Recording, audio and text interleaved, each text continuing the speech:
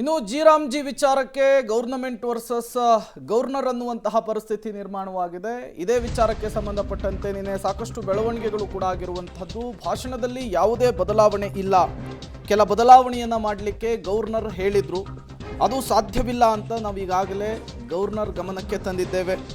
CM ಕಾನೂನು ಸಲಹೆಗಾರ ಪೊನ್ನಣ್ಣ ಅವರು ಕೊಟ್ಟಂತಹ ಹೇಳಿಕೆ ಇದು ರಾಜ್ಯಪಾಲರ ಸ್ವಂತ ಭಾಷಣ ಅಲ್ಲ, ಸರ್ಕಾರದ ನಿಲುವನ್ನು ಹೇಳುವಂತಹ ಭಾಷಣ. ಗವರ್ನರ್ ಬರ್ತಾರೆ, ಭಾಷಣ ಮಾಡ್ತಾರೆ ಅನ್ನುವಂತಹ ವಿಶ್ವಾಸವನ್ನು ಸಿಎಂ ಕಾನೂನು ಸಲಹೆಗಾರರಾದಂತಹ ಪೊನ್ನಣ್ಣ ಅವರು ವ್ಯಕ್ತಪಡಿಸಿದ್ದಾರೆ.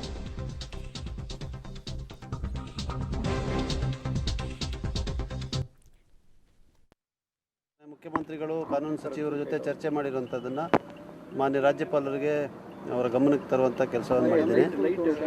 ಬೆಳಿಗ್ಗೆ 11 ಗಂಟೆಗೆ ಅಧಿವೇಶನಕ್ಕೆ ಬನ್ನಿ ಅಂತೇಳಿ ಆಹ್ವಾನವನ್ನು ಕೊಟ್ಟಿದ್ದೀನಿ. ಅವ್ರನ್ನ ಬಂದು ಇಲ್ಲಿಂದ ಜಂಟಿ ಅಧಿವೇಶನಕ್ಕೆ ಕರ್ಕೊಂಡು ಹೋಗಲಿಕ್ಕೆ ನಾಳೆ ಬೆಳಿಗ್ಗೆ 10 ಗಂಟೆ 15 ನಿಮಿಷಕ್ಕೆ ಇಲ್ಲಿ ರಾಜಭವನಕ್ಕೆ ಬರ್ತೀನಿ.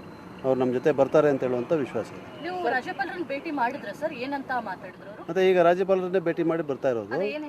ಅದೇ ಈಗ ರಾಜ್ಯಪಾಲರಿಗೆ ನಾವು ಕೊಟ್ಟಿರುವಂಥ ಭಾಷಣ ಏನಿದೆ ಅದರಲ್ಲಿ ನಾವು ಏನು ಬದಲಾವಣೆ ಮಾಡಲಿಕ್ಕೆ ಆಗೋದಿಲ್ಲ, ನೀವು ಅದೇ ಭಾಷಣವನ್ನು ಓದಬೇಕು ಅಂತ ಅವರಲ್ಲಿ ನಾವು ಮನವಿ ಮಾಡಿದ್ವಿ. ಸಾಂವಿಧಾನಿಕವಾಗಿ ಏನು